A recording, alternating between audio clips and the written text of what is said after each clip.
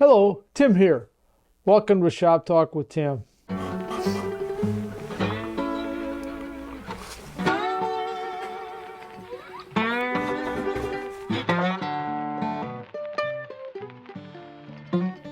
Today I'm going to talk about aniline dye, of what it is and why I use it, and particularly the water-based one. You'll see me in previous videos use this stuff quite regularly to color the wood.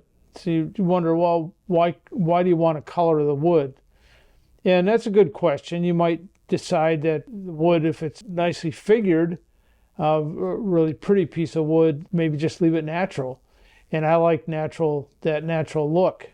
But let's say you have a piece of wood that has some curly grain, but when you color it, like stain it and add some color to it, the grain can really pop and come alive. Aniline dyes, I'm not sure the origin of them as far as woodworking. It goes back to ancient times, but they use dyes to dye fabric and leather and things like that. So it's a common practice to add color to natural fibers and wood and so forth. It's ground up in a powder form. The stuff that I use, this is an alcohol soluble dye. It's trans fast. So this is just powder in there, and you mix it with a little bit of alcohol and you get a real solid penetration of color. Aniline dyes, especially the water-based dyes, it goes deep into your wood and makes it quite a bit darker than you could ever get it with pigmented oil stains. Sometimes if you're staining something and you can't get it dark enough, it's because the pigment in the oil stain doesn't penetrate into your wood. Now, this is a piece of ash. It's got a little curly section there. That would show up darker with the oil stain because there's the more pores there, so it might end up rather blotchy. But the dye penetrates in. Now, I like how the color pops. Now, these are different things that I've done. In previous video, you can see where I carved birds, and this is a yellow dye, red and blue. Now, the blue, I use this trans tint. So this is concentrated dye solution that I mix with alcohol, or you can mix it with shellac or other mediums. I've even mixed this stuff with glue just to color the glue, or epoxy resin, for example. But I painted this with an alcohol base to get that intense color, and you can still see the grain through this. Now you can get the same result with just solid paint, but then you obscure the grain of the wood. So it's not the only way to do it, but it's one thing that I've really come to enjoy working with because I just like the color. This bowl, for example, is actually basswood, and I turned it, and it's probably a two-tone dye. I think I used red, like burnt sienna, and then black over that, and it turned it quite dark. It's quite pretty. It has kind of a purplish look if you look in direct sunlight. There's a downside to dyes like this too. You have to make sure you seal it up, and if you use shellac to seal it, which is what I usually use, it's a good finish and you can touch it up, but the problem is alcohol will take it off, or water will kind of mess it up. I mean, you can fix it with adding more shellac to it and buff it out, which I had to do with this one that was kind of messed up. I carved a Valentine in a recent video, and this is new. This is fresh. This one I did probably 15 years ago, same dye, but it faded. So if it sits in the direct sunlight, it'll fade out. And the way to prevent that from happening is to go over your fresh dye stain color with a pigmented stain that's of the same color, and it adds some UV protection. It's not what they call, it's not light fast. So under certain lights, the red tends to go pink. It's not a bad color in itself right now, but doesn't have the pop that this originally did. So that's the one heads up that I would say. This bench is done with an aniline dye. Once I stripped it all down, and it was kind of an antique maple. I believe it was this one here. Now these jugs, like this jug is like a quart, and one of these bottles, I think there's 1 or 2 quarts. This is a water-soluble dye. This is brown mahogany, and one of these makes a whole jug like this. This is iced tea bottles. These were, I don't know, ginger ale bottles or something. I don't remember where I got them. They work pretty nice for the dyes. I have maybe another 5 or 6 of these colors. The one I've used most recently is this red dye, and I have a brush. So here's a piece of pine, and I'm going to use this red dye. I poured it into a little tray here, and I'm using a sponge brush. And you can see just how vivid that color is.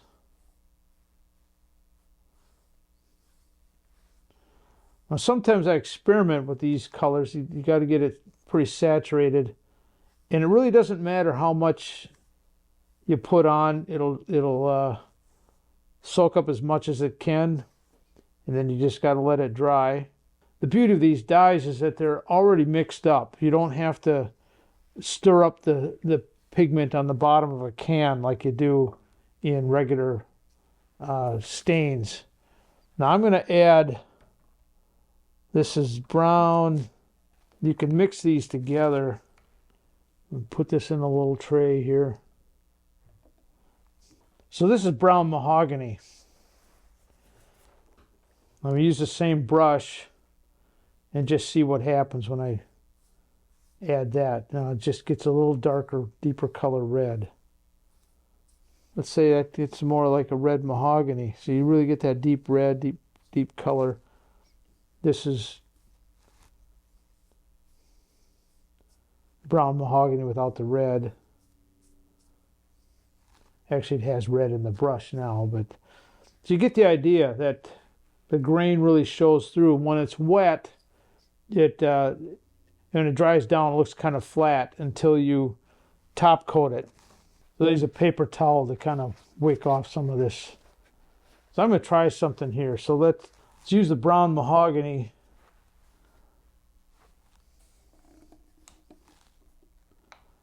Put a little more in my tray.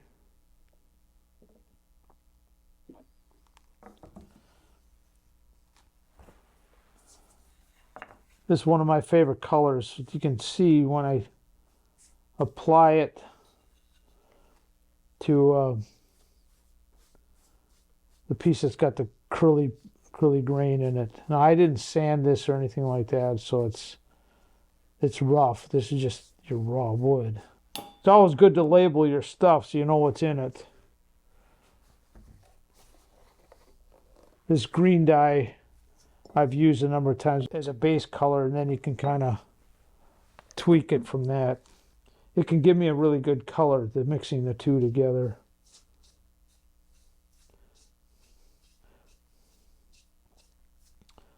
Or just use, I'm just going to go straight green and see how vivid that is. I'm using straight green on ash. But it can also intermix it. And that's just something I just kind of play around with. I'm adding a little red into it. I don't think I like the red as much in there. So I'll go back. But as long as you get your whole surface wet, whatever it is you're doing, wet the whole thing down, and it's not like you're painting it. You can go over the whole thing. You got to keep the surface wet. And this stuff is not, I would say, as user-friendly on a huge piece. Like you wouldn't do kitchen cabinets this way, as it take too long. But you sure get vivid color.